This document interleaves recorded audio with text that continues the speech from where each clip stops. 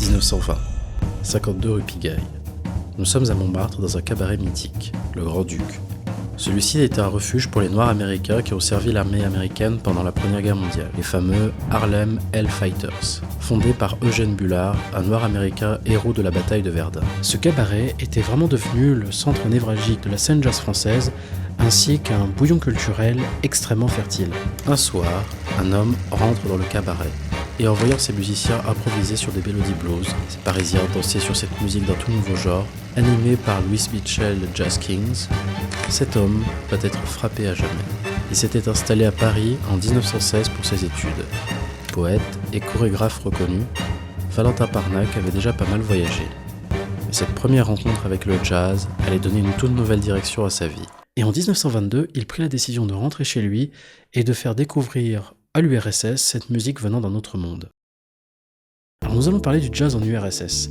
Alors si vous avez quelques bases en histoire, il est assez légitime de vous dire que finalement, le jazz et l'URSS ne devraient pas matcher. Oui, finalement, le jazz est né dans un pays qui est capitaliste et l'URSS avait des idées plutôt communistes. Et on pourrait se dire finalement que le jazz n'avait pas grand-chose à voir avec la culture en URSS à cette époque-là. Et c'est là où ça devient intéressant. Le jazz a connu un véritable succès en URSS, un succès qu'elle n'a rien à envier à la France, ou bien au Japon, ou bien tout simplement aux États-Unis. Et en fait, là, dans cette petite série de vidéos, on va voir sous quelle forme se manifestait le jazz dans les années 60 en URSS, ou bien de quelle manière les cultures locales ont pu influencer le jazz, ou encore, et c'est assez intéressant, de voir comment le jazz a été reçu par le gouvernement de l'époque. Afin de parler de ce sujet qui est extrêmement vaste, je vous propose une série de vidéos qui traitera du jazz en URSS. Cette vidéo vous permettra non seulement de voyager dans le temps, mais aussi de voyager dans l'espace. Car oui, on va s'intéresser aux particularités du jazz dans chacune des républiques de l'URSS. Et c'est réellement fascinant. Donc, mes chers diggers, installez-vous bien, je pense que ça prendra un peu de temps, j'essaierai de faire en sorte de publier une vidéo par semaine, je sais pas à quoi ça va ressembler mais ça va être intéressant, et laissez-moi vous raconter une histoire, celle du jazz en URSS.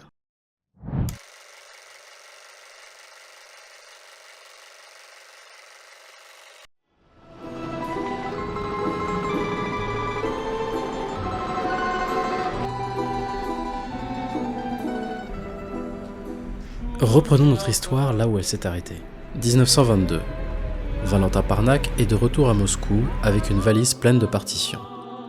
Celui-ci va aller chercher de jeunes musiciens pour fonder son propre orchestre jazz, The RSFSR Eccentric Orchestra. Et ils vont faire leur toute première représentation à Moscou le 1er octobre 1922, marquant ainsi la naissance officielle du jazz en URSS. Dans le début des années 20, le jazz ne représentait pas encore une menace pour le gouvernement. Cela allait de pair avec la NEP, la nouvelle politique économique soviétique qui autorisait les entreprises individuelles. Cependant, la toute première représentation de Parnac n'a pas marqué le public russe. Il considérait le jazz tout au plus comme une curiosité. Et les incursions du jazz dans l'URSS allaient se faire de plus en plus nombreuses. On pourra citer la représentation des Chocolate Kiddies par Sam Wooding en 1925, qui a été assez mal reçue par le public, qui n'était pas habitué à voir des noirs. Ou bien The Benny Payton Jazz Kings, un orchestre de jazz un peu plus orienté classique qui reçut un bien meilleur accueil. Il y avait déjà à l'époque cette distinction entre le jazz bourgeois et le jazz prolétaire, et en 1928, Alexander Fassman allait créer Ahmadzaz, le tout premier ensemble officiel soviétique de jazz et également le tout premier à enregistrer un album de jazz soviétique. Je vous laisse donc écouter Semiola par Fassman et son AMA Jazz Band.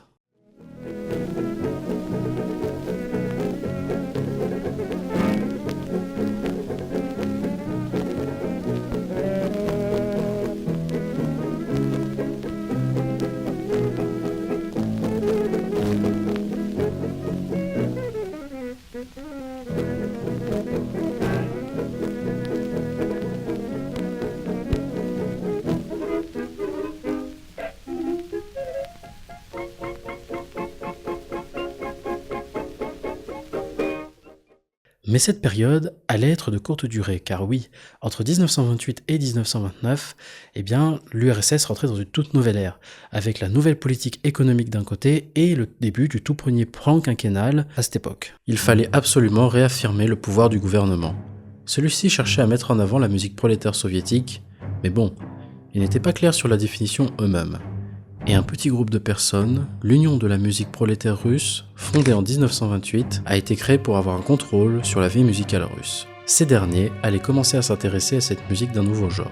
Et le couperet tomba. Le jazz allait être sous le coup d'une propagande anti-jazz, anti-musique occidentale, anti-moderniste. En fait, je pense qu'on perdrait un peu moins de temps à dire avec ceux avec quoi ils étaient d'accord. L'exemple le plus surprenant est certainement Anatoly Lunacharsky, commissaire du peuple à l'éducation. Celui-ci avait été aux États-Unis dans le début des années 20 pour en apprendre davantage sur le jazz, et celui-ci allait passer de la position d'expert du jazz en son détracteur le plus virulent. Et oui, le jazz était une musique sexuelle qui encourageait la dépravation, qui était vraiment le symbole de la décadence occidentale et de l'usage de drogue. Et cette idée allait être reprise par la RAPM pendant la révolution culturelle. Mais encore une fois, qu'en était-il des musiques qui étaient autorisées ? La musique devait éviter les harmonies complexes, les syncopations, les sixtes mineurs, septièmes majeurs. Cela donnait une soupe qu'on appelait Massavaya Pesnia. Après, le gouvernement faisait face à un paradoxe.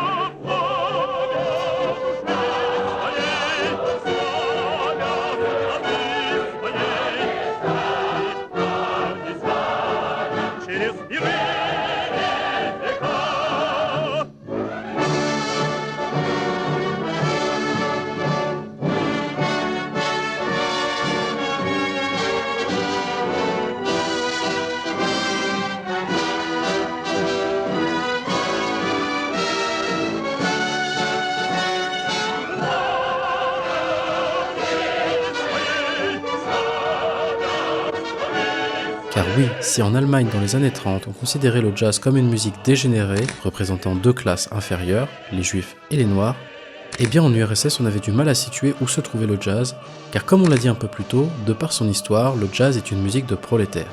Quoi qu'il en soit, on s'est rabattu sur le « tais-toi, c'est pas bien parce que je dis que c'est pas bien, et puis c'est tout ». Mais pourtant, entre 1932 et 1936, le jazz allait connaître un revival avec le démantèlement de la RAPM, la fin de la révolution culturelle et la fin du premier plan quinquennal. On l'appelle l'âge d'or du jazz. De plus en plus d'orchestres allaient se produire. On citera l'orchestre de Boris Kroupiev, qu'on entendait assez régulièrement à la radio, mais aucun groupe américain n'était autorisé à se produire entre 1936 et 1956. L'URSS étant très fermée aux incursions étrangères jusqu'à la mort de Staline en 1953. Mais après cette brève respiration, le jazz allait se prendre un autre coup dur avec la Grande Terreur.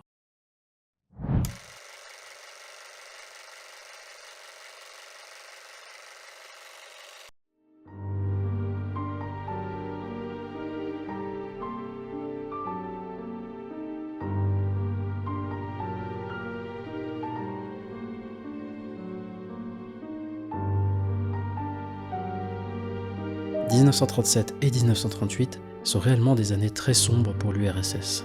Nous sommes dans une période où le climat politique soviétique était très tendu avec un Staline pris par une paranoïa incontrôlable.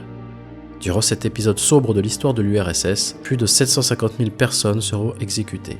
Et parmi elles, on retrouvera des musiciens de jazz ou même pire, des auditeurs de jazz. En 1935, Léopold Teplikij allait être déporté dans un camp de travail pour les 10 prochaines années.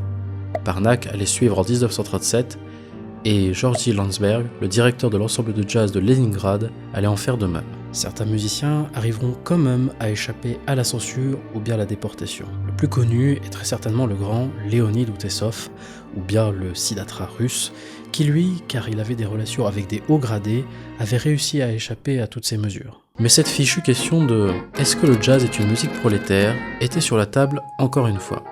Et la réponse du gouvernement est simple, la création du premier ensemble de jazz soviétique prolétaire, sans toutes les impuretés occidentales et nègres.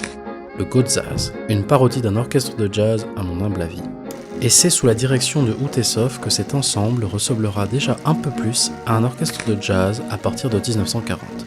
Cet orchestre avait un peu le même rôle que la Deutschen Tanz- und Unterhaltungsorchester, DTU, en Allemagne nazie. Mais bon, cela n'allait pas arrêter la progression du jazz en URSS, bien au contraire, celle-ci va devenir un allié de taille pendant la Seconde Guerre mondiale.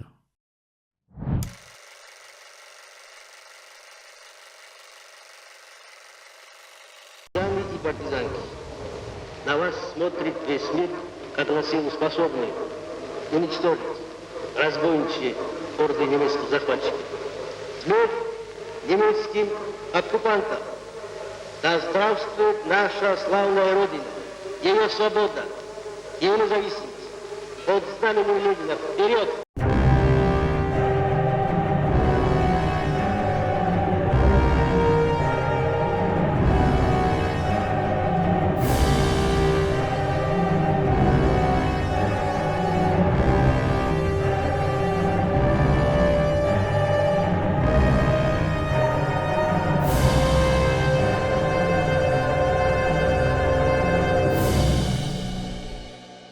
Les relations entre les États-Unis et l'URSS étaient bien meilleures. Et le jazz allait être une véritable source de motivation pour l'Armée rouge. Et je ne parle pas du jazz aseptisé de l'époque, mais plutôt du véritable jazz américain. Le même jazz qui avait été stigmatisé il y a quelques années. Il y avait un nombre important de musiciens qui tournaient au front pour remonter les morales des troupes. De plus, ces derniers étaient en contact avec la musique américaine, avec l'usage des radios ondes courtes par les soldats américains.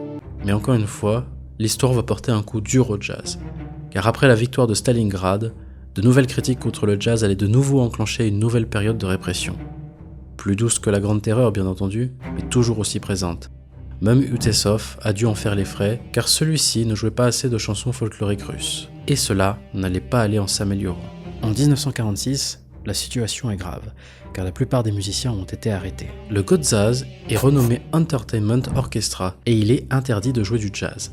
La moindre blue note, le moindre vibrato au cuivre, la moindre quinte diminuée pouvait se solder par un aller simple au goulag. La violence de la répression peut être comparée à ce que l'URSS a connu pendant la Grande Terreur. La Komsomol, la milice stalinienne constituée de jeunes partisans de Staline, inspecte les bars, restaurants et salles de concert pour vérifier que le jazz était bien banni. Cela a eu pour effet en fait de repousser le jazz aux confins des limites de l'URSS. Car oui, finalement, les États baltes, qui eux étaient un peu plus proches de l'Europe, avaient la capacité de capter The Voice of America ou bien la BBC, et en même temps, en Estonie, on avait une scène jazz qui était très très active. Mais on aura l'occasion de revenir sur les particularités de chacune de ces régions, une par une, un peu plus tard dans cette série de vidéos. On pourra aussi citer l'émergence d'un mouvement de la jeunesse russe, les styliagi, des hipsters russes originaux, avec des coupes de cheveux extravagantes et un style vestimentaire inspiré de la jeunesse américaine des années 40. Ces derniers étaient la cible favorite de la Komsomol. Et cela allait durer encore quelques années jusqu'au décès de Staline, où le jazz passera de musique prohibée à musique plutôt contrôlée. Car oui, les hautes instances de l'URSS voulaient vraiment avoir la main sur le jazz. Cette tolérance va quand même permettre une respiration pour le jazz, mais on va dire qu'elle restera plutôt underground, assez marginale, jusqu'au début des années 60, considérée à tort comme une musique bourgeoise à cause de son succès aux États-Unis dans les années 50. Et je profite du fait qu'on parle des années 50-60 pour vous parler d'un phénomène fascinant, celui des Hohengenistat. Une question qu'on peut se poser au milieu de toute cette censure, c'est la production et la transmission des médias bannis. Et un certain Stanislas Filon va trouver une solution, plutôt inattendue. L'utilisation de radios X-ray pour créer des vinyles pirates, d'où le terme Hohengenistat, en référence à celui qui a découvert les rayons X, Wilhelm Röntgen. Les radios X-ray étaient faites en celluloïd, un matériau mou qui malgré sa faible épaisseur était gravable. On utilisait une pointe en acier qui était reliée à un amplificateur audio qui venait guider les mouvements de l'aiguille pour enregistrer le vinyle original. Ces disques pirates étaient vendus au marché noir et étaient parfois regravés, rendant la qualité de l'enregistrement encore pire que ce qu'elle était à l'origine. Et c'était déjà pas fou. Des enregistrements brutés et énormément de souffle.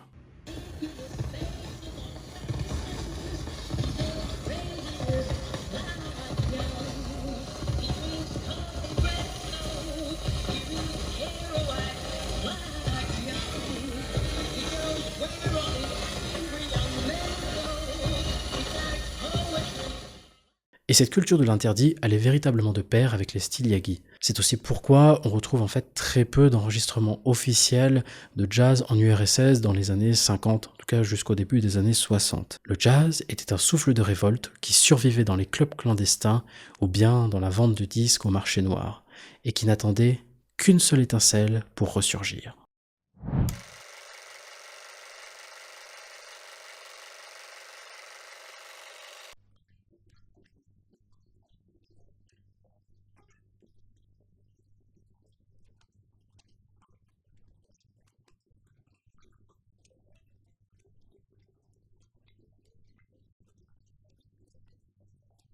Les années 60 sont marquées par la nouvelle politique du gouvernement après la mort de Staline et le début de l'ère Khrouchtchev. Il s'agit du dégel. En 1963, celui-ci, dans une déclaration concernant la musique en URSS, assure que le jazz ne sera pas banni du pays. On veut bien le croire, mais après tout ce qui s'est passé, les va-et-vient incessants du gouvernement qui n'a jamais vraiment réussi à statuer sur comment on devait voir le jazz en URSS, il était difficile pour les musiciens de jazz de se remettre en avant. Le jazz soviétique allait progressivement réapparaître, notamment avec l'aide de Oleg Lundström, un compositeur et chef d'orchestre russe originaire du Tchita. Ayant vécu en Chine à Harbin pendant son enfance et adolescence, il créera son propre big band inspiré par Duke Ellington. C'est également un personnage extrêmement important dans la scène jazz en Chine, dont on reparlera peut-être dans une autre vidéo. Et son big band tient le record du big band le plus ancien au monde. Et si vous êtes intéressé par le personnage, je vous recommande d'aller checker son album Humoresque, avec cette chanson.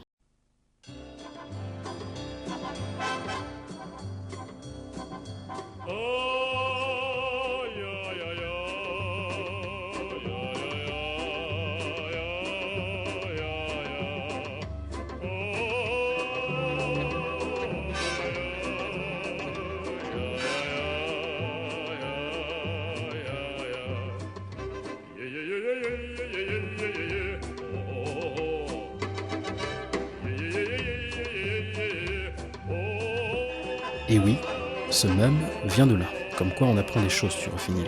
On pourra aussi citer le Russian Jazz Quartet fondé par le clarinettiste Boris Milne, qui malheureusement fuira à l'URSS pour enregistrer son premier album de jazz au Japon, Happiness, sous le label Impulse en 1965. Référence à checker également.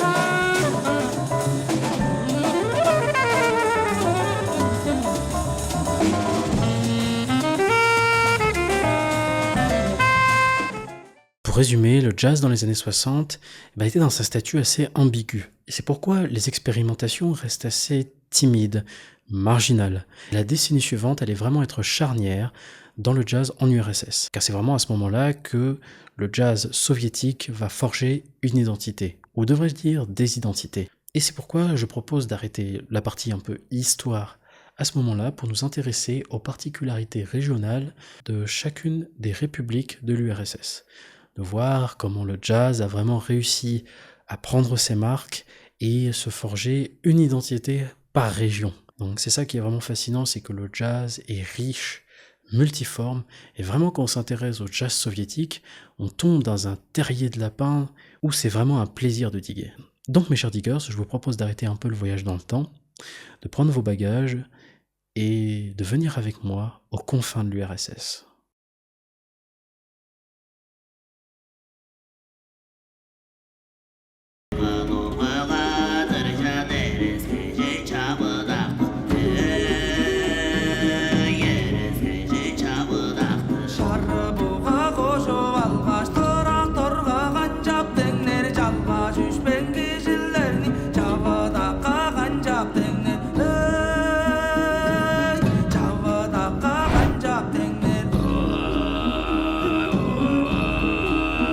Alors oui, pour commencer notre voyage, je vous emmène dans les contrées les plus éloignées en URSS, c'est-à-dire en Sibérie, bien au-delà de l'Oural. Et vous allez me dire, mais est-ce que ça vaut vraiment le coup de parler de la scène jazz à cet endroit-là, parce que finalement ça a l'air assez vide, il ne devrait pas y avoir grand-chose. Et c'est là que vous vous trompez. Novosibirsk est le pôle administratif de la Sibérie. Cette ville est connue pour son rayonnement scientifique, plus particulièrement avec Akademgorodok, une cité scientifique au cœur de la ville. Et bien c'est ici que la scène jazz a pris ses sources et la ville avec le temps va devenir la 3e capitale du jazz en URSS, rien que ça. C'est dans cette ville, dans les années 70-80, que vont avoir lieu bon nombre de festivals et de symposiums. Des musiciens tels que le batteur Sergei Belichenko ou bien Vladimir Tolkachev vont donner une direction très expérimentale au jazz. Et très rapidement, on va avoir un jazz dans les années 70-80 qui est très empreint de free jazz ou d'avant-garde. Il faut se dire que paradoxalement, la nouveauté avait plus sa place dans des endroits très géographiquement isolés.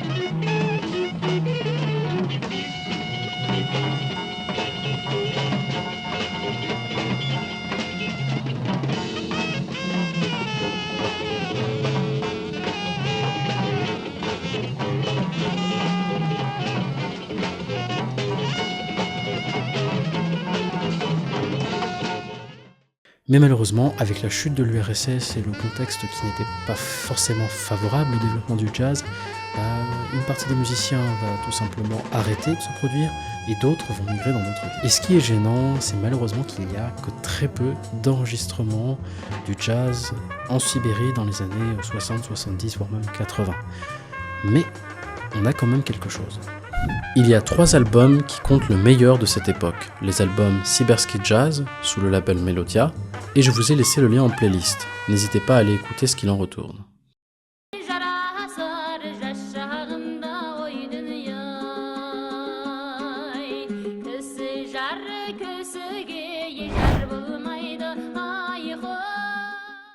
Nous restons dans les contrées lointaines au sud-est de l'Oural, avec des pays d'Asie centrale tels que le Kazakhstan, l'Ouzbékistan, Turkménistan ou bien Kirghizistan. Au premier abord, tout comme pour la Sibérie, on pourrait penser que le jazz n'a pas réussi à percer dans ces contrées reculées. Et pourtant, le jazz, et plus particulièrement le jazz fusion, ont vraiment impacté la scène culturelle en Asie centrale. La scène jazz en Asie centrale gravite autour d'une ville en Ouzbékistan, Fergana. Des festivals jazz ont été organisés en 1977, 1978 et 1984. Ces derniers ont été organisés par le groupe de jazz fusion Sato, créé par Leonid Atabekov, en 1974. D'autres festivals seront organisés à la fin des années 80 et au début des années 90 dans des pays voisins, tels que le festival d'Almaty au Kazakhstan. Dans ces festivals se produiront des musiciens et groupes talentueux, comme par exemple la chanteuse Valentina Ponomerava avec Sergei Kuryukin, qui collaboreront sur les albums Pop Mekina ou Aquarium, ou encore Anatoly Vapirov, le fameux saxophoniste léningradois avec son Lines of Fortunes, ou bien Memories sorti en 1976, fusion avant-garde.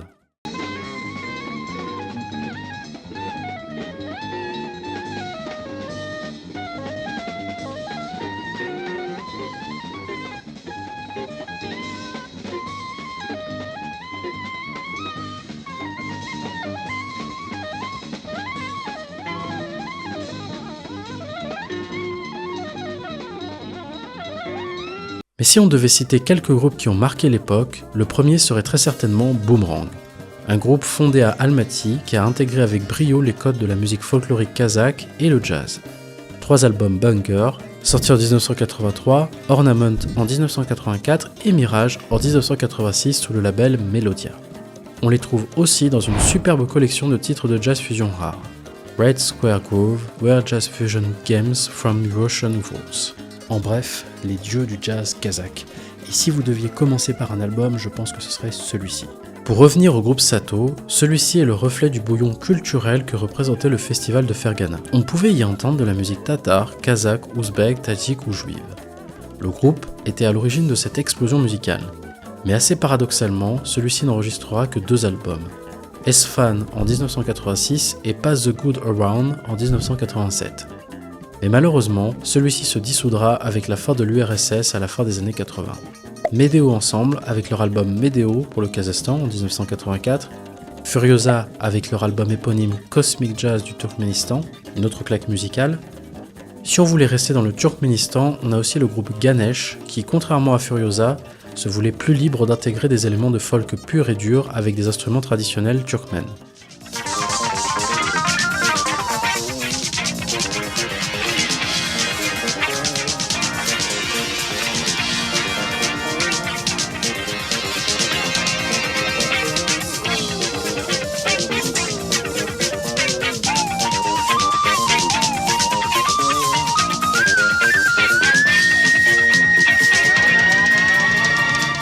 Ils sortiront 2 albums, Ganesh en 1980 et I See the Earth en 1984. Et pour finir, l'album de l'artiste ouzbek Greg Pushin, The Taste of Pomegranate, sorti en 1988, considéré comme l'un des derniers enregistrements officiels de jazz en Asie centrale avant les années 2000. En bref, le jazz en Asie centrale a reçu tant et tant d'influences qu'il est vraiment difficile d'en discerner les contours. Les albums dont je vous ai parlé représentent un peu plus la scène jazz au festival Fergana, mais c'est un peu les seuls qui ont été enregistrés, pas les seuls qui se sont produits. C'est un peu une problématique qu'on retrouve un peu partout en URSS malheureusement. Ces albums sont extrêmement difficiles à trouver au format physique et je suis vraiment assez heureux d'être en 2026 et d'avoir tous ces albums à portée de clic sur YouTube. Donc vous aussi, laissez-vous emporter par le jazz des steppes.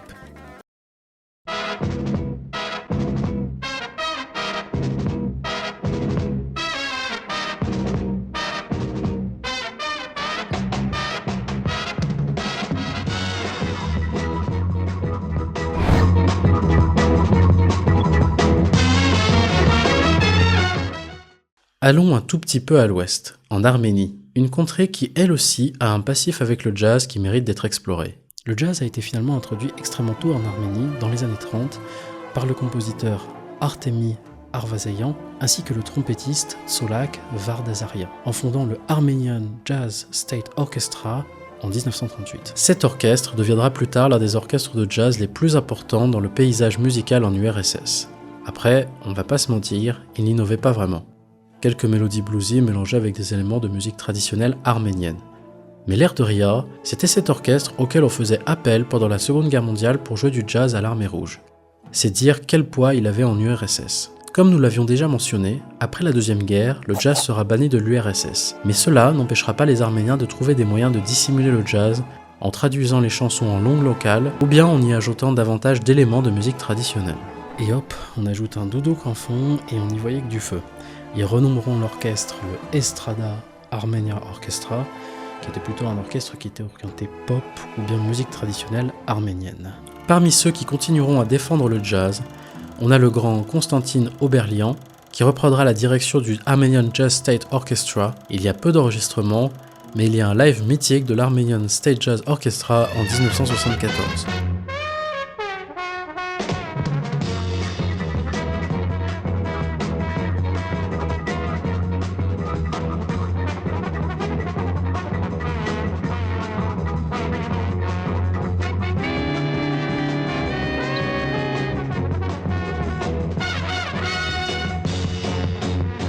Le tout premier orchestre de jazz soviétique a joué aux États-Unis en 1975. Après la mort de Staline, avec le dégel, le jazz pourra progressivement reprendre ses marques en Arménie. Certains artistes vont sortir du lot. L'une de mes préférées est certainement Tatevik Ovanesian, qui est considérée comme la première dame du jazz en URSS. Et franchement, j'adore.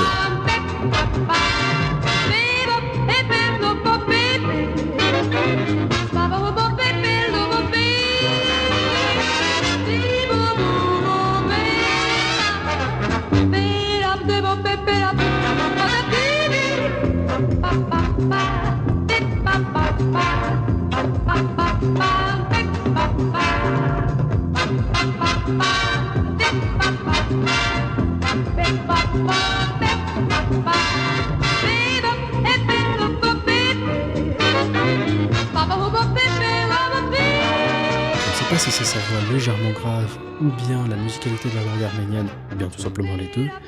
Mais pour moi, c'est un mix qui est génial et véritablement un coup de cœur. Vous allez checker ses albums Daydream et Doors, sortis en 86 et 89 sous le label Melodia. On a aussi d'autres artistes tels que David Azarian, avec son trio qui sortira en 1986 son album éponyme, moins inspiré par les mélodies traditionnelles mais toujours au poil. Avec la chute de l'URSS à la fin des années 80, l'Arménie fait face à une crise qui poussera les musiciens à quitter le pays pour trouver du travail ailleurs. Mais malgré cela, l'Arménie a une place spéciale dans le paysage du jazz à l'international. Et l'un de ses représentants les plus connus est le pianiste Tigran Amazeyan, dont on aura l'occasion de reparler à l'avenir.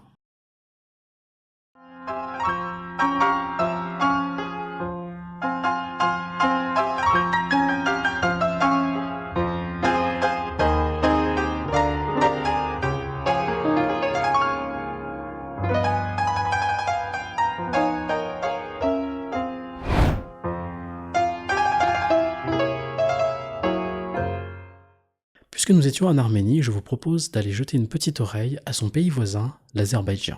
Le jazz est aussi arrivé très tôt en Azerbaïdjan. Dès les années 20, peu de temps avant l'invasion de la République d'Azerbaïdjan par l'URSS, le jazz a juste eu suffisamment de temps pour prendre de solides racines dans le pays. Il faut dire que le jazz de la Nouvelle-Orléans, né dans un contexte de ségrégation raciale, résonnait avec l'histoire du pays à cette époque. Mais non sans résistance de la part du régime. En effet, malgré la création du Azerbaijan State Orchestra en 1939 par Tofik Kouliev, deux figures du jazz de l'époque seront respectivement exécutées ou envoyées dans un camp de travail. Il s'agit de la compositrice Kadiya Gaïbova et du clarinettiste Parviz Rustambekov. La compositrice sera exécutée en 1938, suspectée d'espionnage. Elle sera la première à intégrer le mugam, un style de musique traditionnelle d'Azerbaïdjan avec le jazz.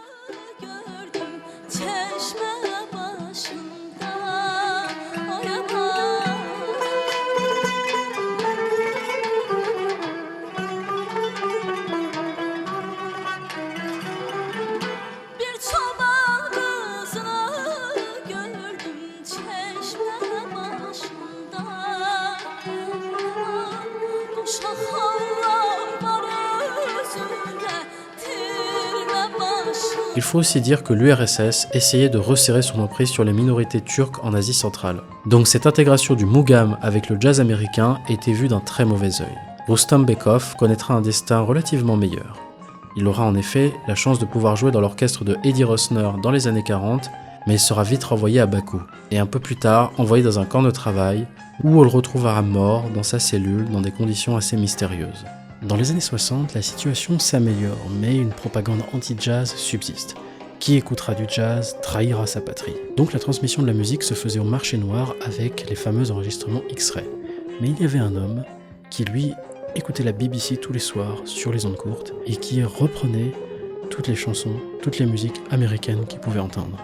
Cet homme, avec une oreille en béton et un talent vraiment hors norme, eh bien, c'est un musicien qui est très très connu en Azerbaïdjan. Il s'agit de Vadif Mustafazadeh, le père créateur du mugam jazz.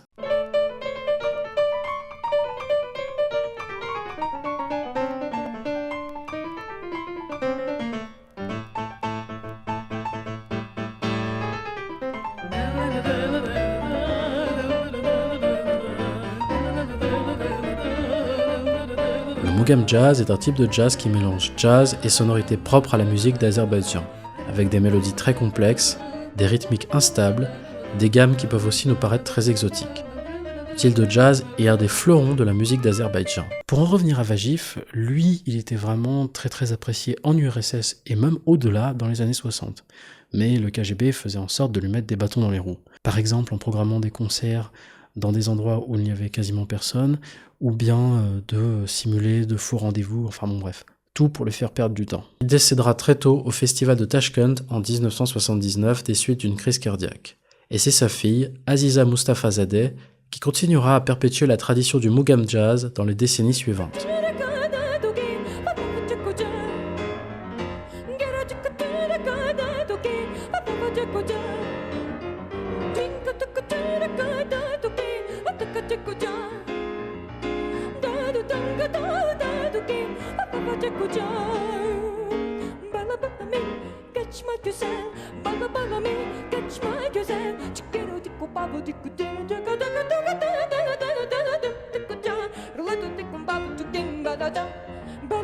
Et si le travail de Vagis Moussafazadeh vous intéresse, il y a pas mal de titres que j'ai mis là dans la playlist pour parler de sa musique qui sont assez intéressants, donc voilà, vous pouvez aller checker. Mais il y a un album qui est incontournable. Il s'agit de son album Jazz Composition, sorti en 1979 sous le label Melodia, un petit bonbon de jazz Mugan Fusion. D'ailleurs, il y a plusieurs albums qui sont sortis dans les années 70 avec le titre Jazz Composition.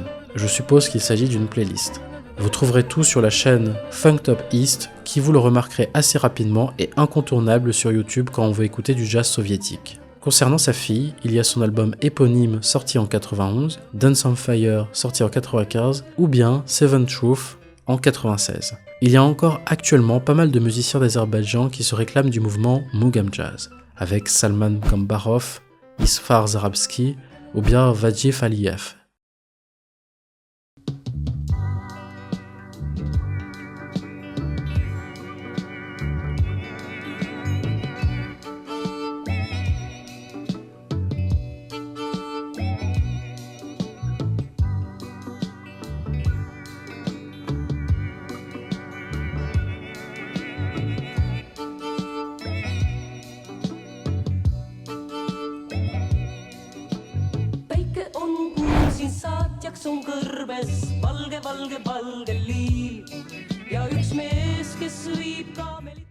Les États baltes ont une relation très particulière avec le jazz car leur histoire diffère légèrement des autres pays mentionnés précédemment.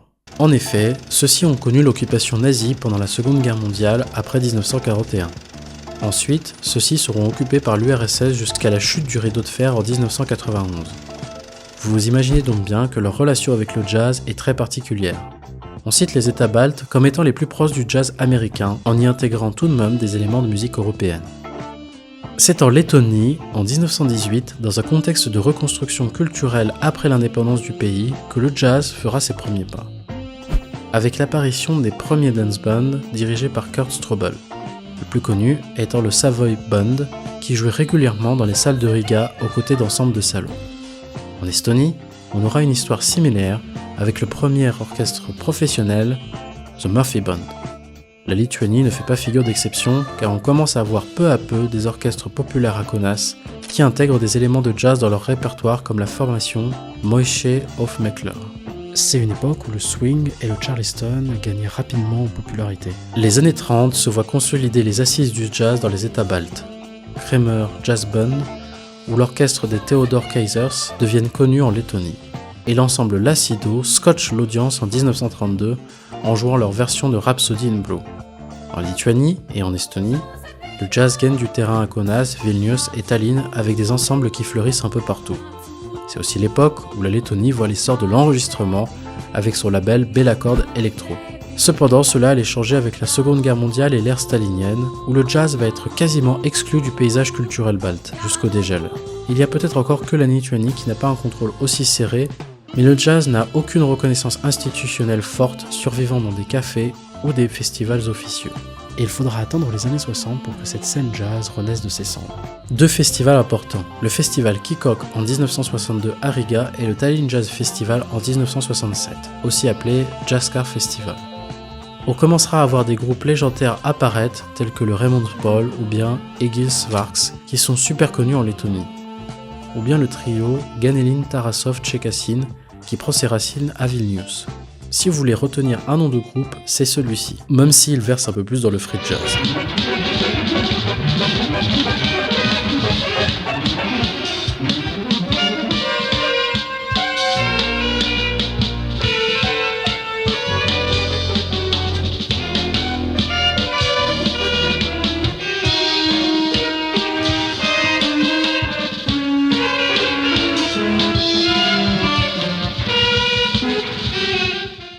Même si c'est quand même plus anecdotique, le big band institutionnel Latvian Radio Big Band sera aussi fondé en 1966. C'est l'orchestre de jazz officiel Soviétique Friendly. Avec les années 80, on aura la création de nouveaux festivals tels que le Birstona Jazz Festival ou bien des écoles de jazz prestigieuses formant les nouveaux talents tels que le Riga Jazz School en Lettonie. j'ai quand même quelques recommandations à vous faire. Déjà, pour vous faire une idée du jazz populaire en Lettonie, les albums Juras Baz et Laternus Tunda, qui est très pop dans l'idée mais assez intéressant, l'album Velnio Nuotaka par Venislas Ganelinas, Encore da Capo 1 et Poco a Poco Fragments. Je vous préviens, c'est du free jazz donc ça décape un peu les oreilles. Terminus, de Jazz Kuman Instrument Ensemble, plus tourné jazz fusion. Après, je vous ai mis quelques albums en extra dans la playlist qui vous régaleront. Je pense que le jazz balk est véritablement un monde à part entière. Et on pourrait aussi parler de son influence sur le jazz finlandais et l'influence du jazz finlandais sur les États baltes, qui est non négligeable et fondamentale. Mais je pense que ce sera le sujet pour une autre vidéo.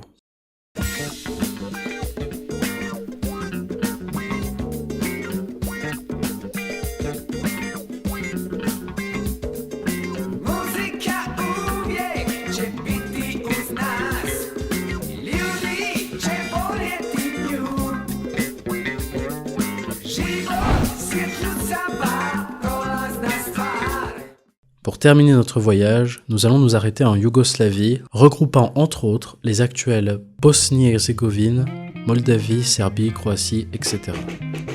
L'histoire du jazz en Yougoslavie ne diffère pas tant des autres républiques dans la mesure où elle a commencé à vraiment acquérir une identité propre dans les années 60, notamment avec des musiciens tels que Duško Gojković ou bien Boško Petrović, qui tentaient de mélanger le jazz américain avec la musique traditionnelle des Balkans.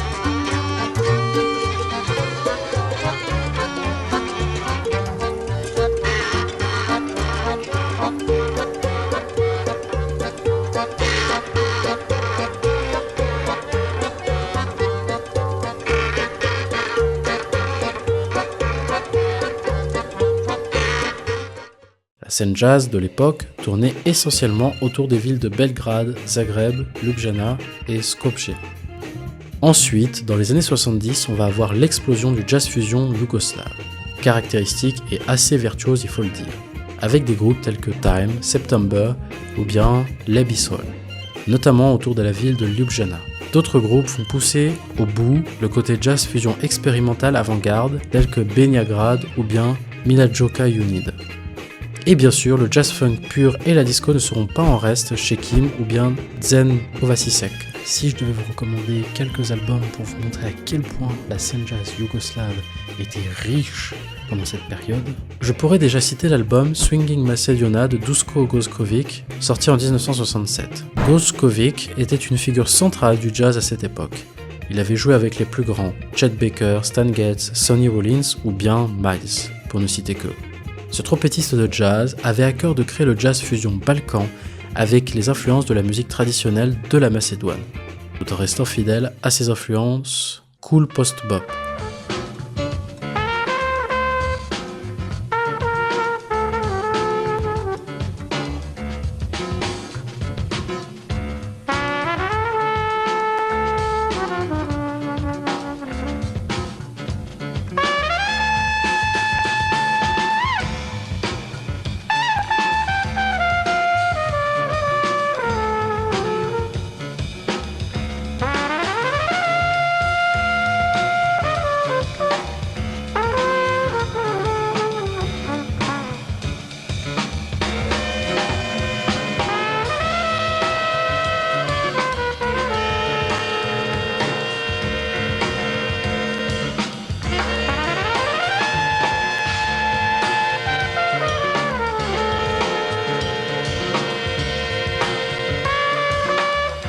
Cet album était sorti peu après With Pain I Was Born en 1966 avec le Zagreb Jazz Quartet qui lui est plus influencé par la musique croate avec une atmosphère plus chill et posée.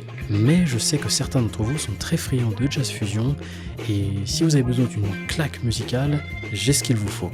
Je pense que ces groupes talonnent et peut-être même dépassent des groupes tels que Cassiope ou bien T-Square. Il s'agit de l'album Leb i Sol, album éponyme, littéralement pain et sel. Improvisation virtuose, explosion d'influence très rock dans l'idée. Le tout premier titre, Devetka, marque le ton. Énergique avec cette division en 9-8 typique des rythmiques des Balkans. Et ça dure comme ça pendant tout l'album.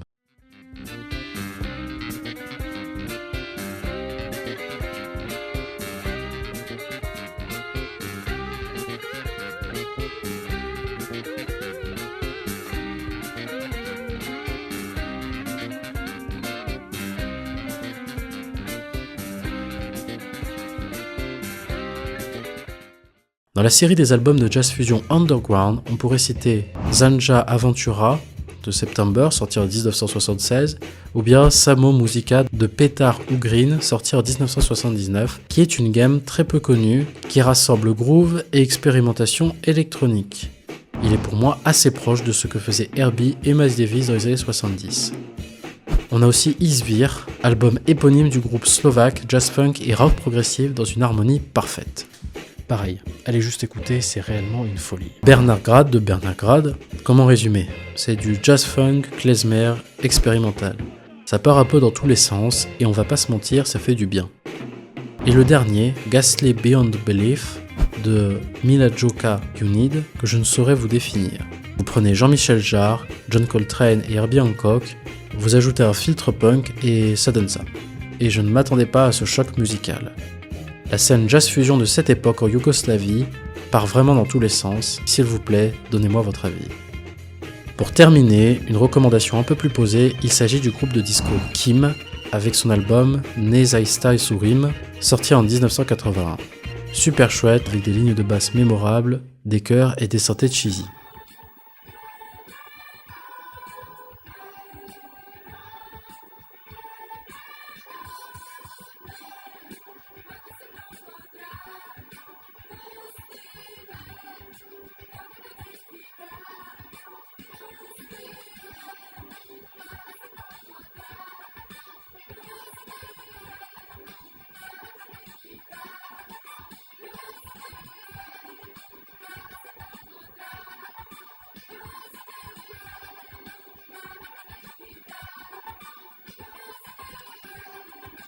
Il y a un petit côté chic un peu dans le son, et je pense que si vous faites une soirée funk yougoslave ou disco yougoslave, il faut réellement terminer par cet album. Voilà.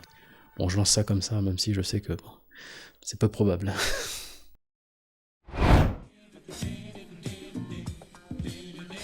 Alors ce qui est intéressant avec la Pologne, c'est que c'est pas un état qui fait partie de l'URSS, mais quand même qui a eu un gouvernement qui était communiste à la fin de la Seconde Guerre mondiale, et finalement, elle est un peu entre les deux. Sa relation avec le jazz est réellement très différente de celle des autres pays de l'URSS. Dès 1923, le tout premier jazz band polonais allait être créé, The Karazinski Katasek Jazz Tango Orchestra, le groupe de jazz numéro 1 à Varsovie qui a tourné en Europe occidentale et au Moyen-Orient dans les années 30.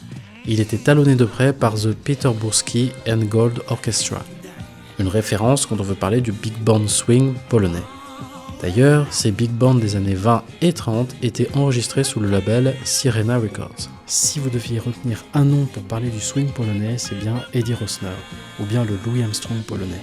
Ayant fui l'Allemagne nazie pour s'installer en Pologne, celui-ci bougera plus tard en Russie, où il passera de succès à la déchéance en ayant été déporté au goulag dans la fin des années 40. Dans les années 40-50, les Polonais connaîtront quasiment les mêmes contraintes que l'URSS avec un bannissement total de la musique jazz et la création par les jeunes Polonais d'une contre-culture. Mais il y a un groupe qui va vraiment définir l'identité du jazz polonais dans les années 50. Il s'agit du groupe Meloman composé par Krzysztof Komeda au piano, Matuszkiewicz au saxophone et Andrzej Trzaskowski au piano également. Les pères fondateurs du jazz polonais. Dans les années 60, on distingue trois types de jazz en Pologne. Le Dixieland, le mainstream, donc bebop, hard bop, et le free jazz avant-garde. Voilà, je vous renvoie à la vidéo Jazz pour la génération Z où j'explique ces termes un peu plus précisément, sauf le Dixieland. Bon, ça sera plutôt pour une autre vidéo ça. Et pour commencer, nous allons nous intéresser à Krzysztof Komeda, certainement la référence des références en jazz polonais. Un pianiste de jazz talentueux, principalement influencé par son background classique, inclure des influences de la musique polonaise du 19e siècle, avec le lyrisme slave. Assez surprenamment, celui-ci n'a sorti qu'un seul album, Astigmatic, en 1966, qui est à l'image de tout son travail. Là où on retrouve Komeda, c'est surtout dans sa contribution à la musique de film. Il a travaillé sur la bande-son de bon nombre de films très connus, tels que Cul-de-sac, Rosemary's Baby, Fearless Vampire Killer, avec le réalisateur Roman Polanski. C'est d'ailleurs en travaillant sur Rosemary's Baby qu'il allait avoir un accident qui conduira à une tumeur du cerveau et finalement à son décès. Extrêmement courte, 38 ans, mais il a déjà laissé un héritage indélébile à la culture jazz polonaise.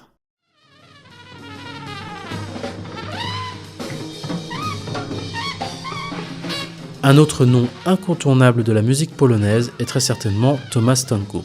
Ce dernier avait collaboré avec Komeda, mais à sa mort créera son propre quartet avec 3 albums bangers.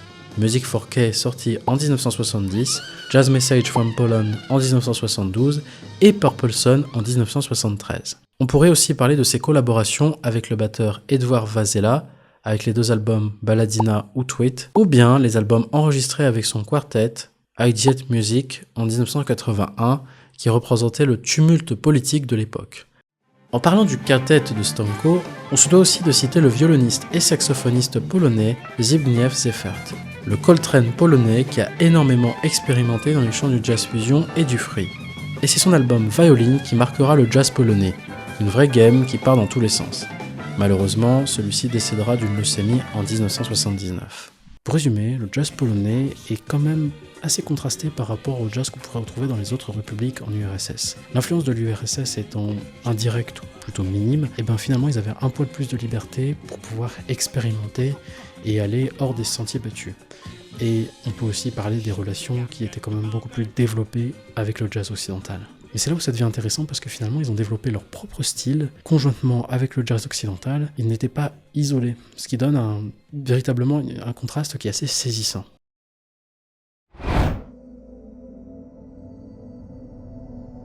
La première question que je me suis posée quand je me suis intéressé à la production musicale en URSS, c'est comment ils arrivaient à se procurer les instruments. Par exemple des Yamaha, des Roland, tout ça.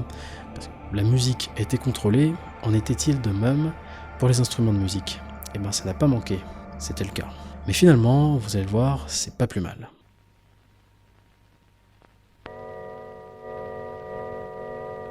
Historiquement, on peut considérer que l'URSS a vu naître le tout premier synthétiseur électronique programmable. Il s'agit de l'ANS, en référence au compositeur Alexander Scriabin.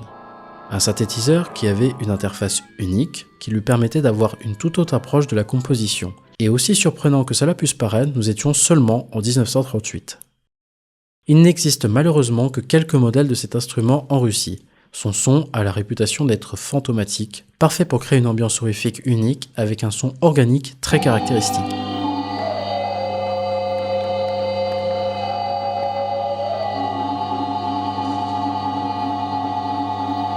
L'ANS a été utilisée par exemple pour composer la bande-son du film Solaris de Tarkovsky en 1972. Mais ce n'est que bien plus tard que le besoin en synthétiseur va se faire sentir en URSS.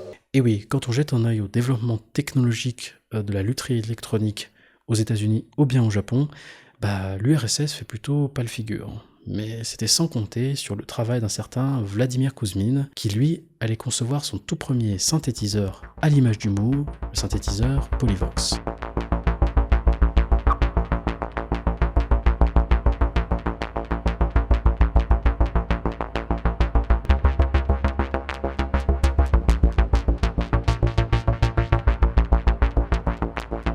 Un synthétiseur duophonique à 49 touches avec un caractère bien trempé.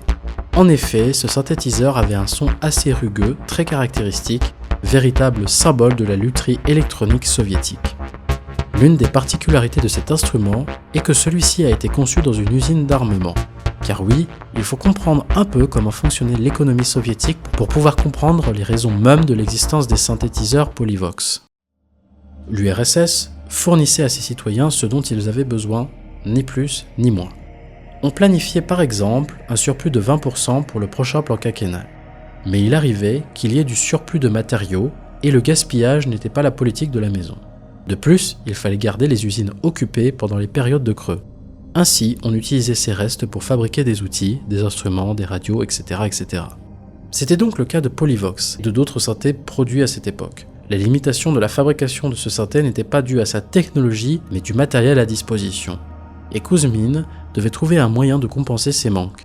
Et certaines fois, il avait des idées de génie. Typiquement, le Moog avait un filtre passe-bas de moins 24 dB, Kouzmin a créé son propre filtre à moins 12 dB avec les matériaux à disposition. C'est pourquoi les Polyvox avaient quand même la réputation d'être de moins bonne qualité que les Moog. Ah oui, parce que à cause des contraintes de fabrication, la qualité d'un Polyvox à un autre pouvait varier énormément. Mais une chose était sûre, c'était que les Polyvox avaient un son unique. C'est pour ça qu'à l'heure actuelle, on les retrouve vraiment à des prix exorbitants sur le marché. Le seul défaut notable, et qu'on retrouve d'ailleurs sur la plupart des machines de l'époque, c'est que c'était super lourd. Mais dans la série des machines qui ont marqué l'URSS, on peut aussi citer les synthés Estradine produits au milieu des années 80 par l'usine Tchitomir.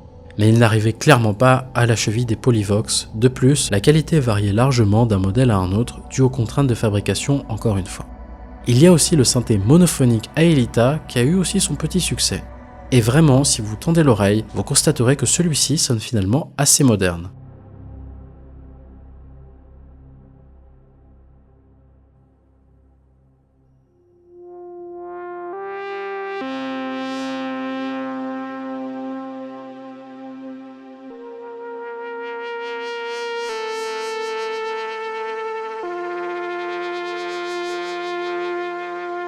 Tout comme son cousin le synthé Alisa qui n'était pas de très bonne qualité, seuls les modèles 1377 ou 1387 étaient à peu près ok. Si vous recherchez des sonorités uniques, il peut être intéressant de vous intéresser de très près à ces synthétiseurs. Pour terminer, on citera quand même une curiosité. Il s'agit de la drum machine UDS, parfois appelée Rockdon UDS ou bien Formanta UDS. Ce petit bijou de technologie a été produit dans la même usine que le Polyvox et est incroyablement versatile. 7 chaînes, contrôle d'enveloppe, balance noise tone, filtre passe-bas performant. Je vous propose d'en écouter une petite démo.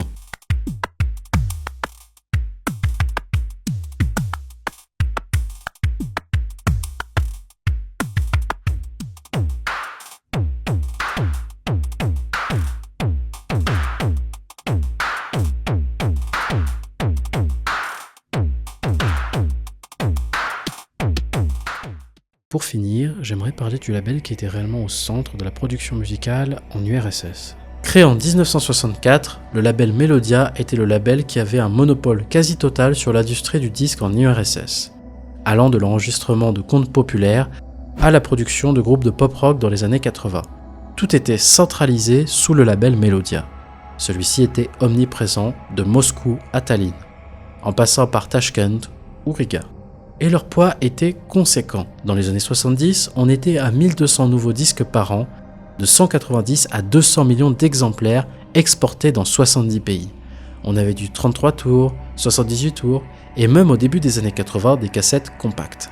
Mais du coup, le label Melodia était tout de même exporté à l'étranger. Alors, il pouvait y avoir des noms qui étaient différents. Donc, par exemple, il y avait le Melodia Angel, ou bien Melodia HMV, ou bien Melodia MK. Et en 1973, ils ont signé la convention des droits d'artistes, la convention de copyright des droits d'artistes étrangers, qui va leur permettre de produire en URSS des artistes étrangers. Bon, c'était sous forme de compilation. Et au regard de la situation de l'époque, c'était quand même un progrès. En 1989, Melodia va cesser d'être une entreprise d'État et peu à peu perdre son influence et son monopole. Mais pour beaucoup, Melodia est la bibliothèque musicale qui référence quasiment toute la musique soviétique du XXe siècle. Après les années 2000, toute sa documentation a été numérisée et c'est grâce à eux que nous pouvons écouter du jazz ouzbek juste après s'être mangé une compilation de jazz rock sibérien. Et ça n'a pas de prix.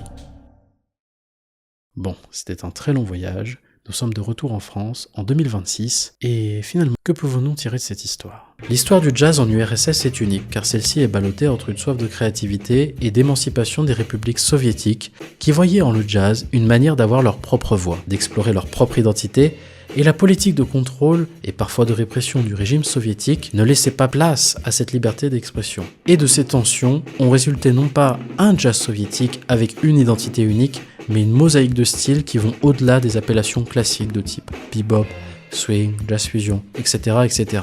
Et c'est d'ailleurs ici qu'on voit les limites de cette méthode de classification des genres de musique, depuis la Sibérie jusqu'aux frontières de la Pologne.